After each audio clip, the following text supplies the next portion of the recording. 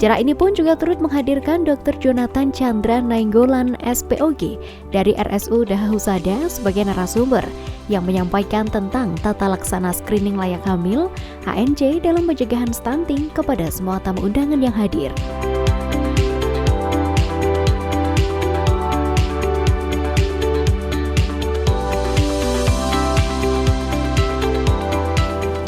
Di sini kondisi ideal yang sehat ya. Ditekankan bahwa idealnya untuk hamil di usia 20 sampai 35. Jadi perlu dicatat ya, paling sering saat ini yang kita dapatkan kurang dari 20 tahun bahkan di atas 35 ya. Saya di Kediri pernah dapat usia 43 tahun hamil. Ya. Hebat ya, di sini 43 tahun ya. Jumlah anak idealnya kurang dari 3. Di atas dari 3 dianjurkan tidak hamil lagi. Jarak kehamilan idealnya lebih dari 2 tahun ya. Untuk persiapan ya mungkin dari sektor ekonomi, pendidikan, dan itu harus diidealkan ya. Status gizi di sini idealnya di 18,5 sampai 24,9. Ini body mass index atau IMT, dan lila di atas 23,5. Dan di sini juga kelima tidak ada riwayat kehamilan dengan penyulit atau masalah serius sebelumnya, misalnya penyakitnya dulu punya riwayat jantung, nah itu harus di screening terlebih dahulu. Kondisi kesehatan di mana HB, kadar HB, penyakit menular seksual, penyakit tidak menular seperti DM, hipertensi, kesehatan jiwa, dan penyakit genetik seperti talasemi dan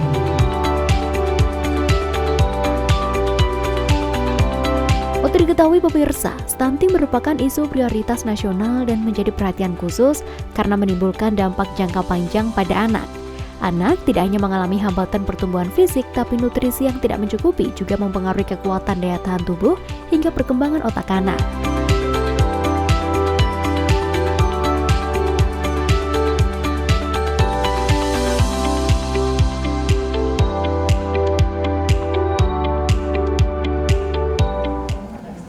Nah, di sini pentingnya screening layak hamil, di mana kita harus tahu sudah sering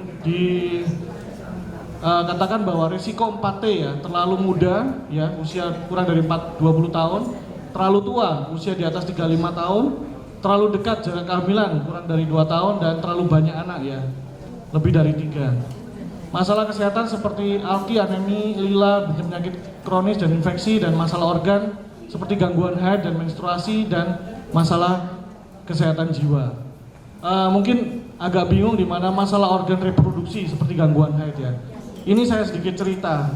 Jadi sekarang kan banyak orang-orang untuk persiapan kehamilan kurang. Banyak datang dengan kehamilan, misalnya hamilnya langsung BO atau bleted ovum atau dead conceptus. Itu berpikiran bahwa oh mungkin kecapean. Jadi tidak ada istilah kecapean sebenarnya ya.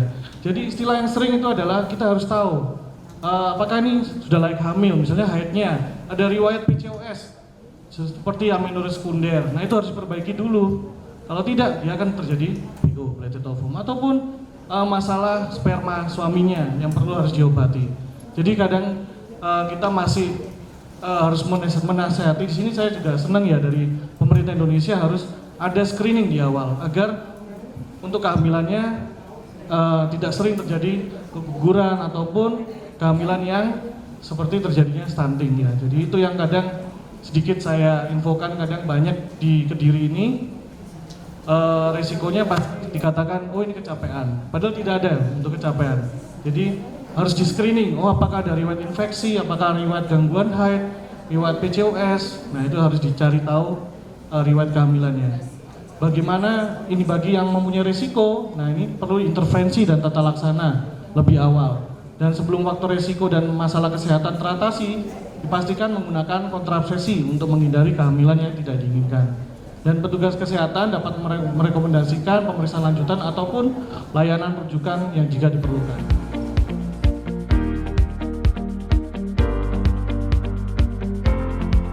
Salah satu upaya dalam pencegahan stunting yakni dengan melalui screening kehamilan atau screening layak hamil bagi calon pengantin atau catin.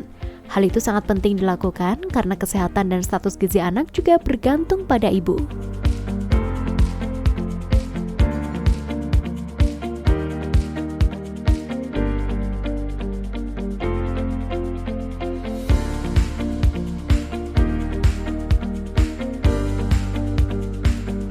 materi yang saya sampaikan itu tentang gimana kita screening layak hamil, ya, terpadu untuk mencegah dari stunting. Ya mungkin sekarang problemnya di Indonesia kita garakkan untuk penurunan AKI, AKB dan stunting.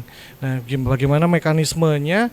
Mulai kita screening dari awal dia ya, saat waktu pernikahan atau waktu dia pencatatan sipil. Baru kita screening dari ibunya, bagaimana ada pemeriksaan kekurangan gizi ataupun faktor lain, misalnya penyakit-penyakit kronis yang kita harus sembuhkan dulu, dan baru kita terbitkan untuk layak hamil. Setelah layak hamil, baru kita ANC terpadu untuk ibunya, untuk perlengkapan gizi ibu selama hamil. Setelah melahirkan, kita juga melihat bayinya apakah cukup untuk pemberian ASI selama 6 bulan. Selanjutnya 6 bulan sampai 2 tahun pemberian ASI dan MPASI apakah terpenuhi. Baru di situ untuk pencegahan untuk stunting dan intervensi untuk stunting kita harus penuhi agar menurunkan terjadinya stunting. Dengan implementasi screening kehamilan bagi Jatim dan pasangan usia subur sebagai salah satu strategi penurunan angka kematian ibu, angka kematian bayi, dan percepatan penurunan stunting.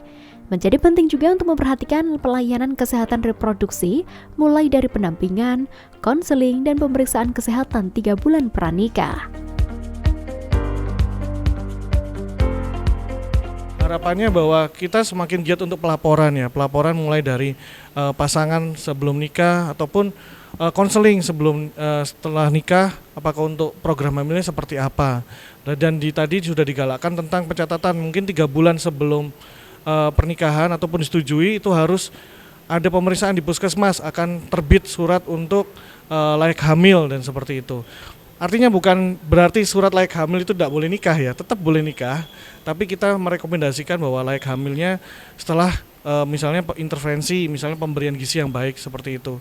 Jadi kalau dari tadi itu kita akan membuat tim mungkin untuk pelaporan apakah ini resiko terjadinya stunting untuk ibunya pun setelah melahirkan bayinya kurang beratnya misalnya cuma 2 kilo ataupun prematur, itu harus segera dilaporkan agar kita bisa intervensi dari petugas kesehatan, dari puskesmas ataupun bidan setempat seperti itu.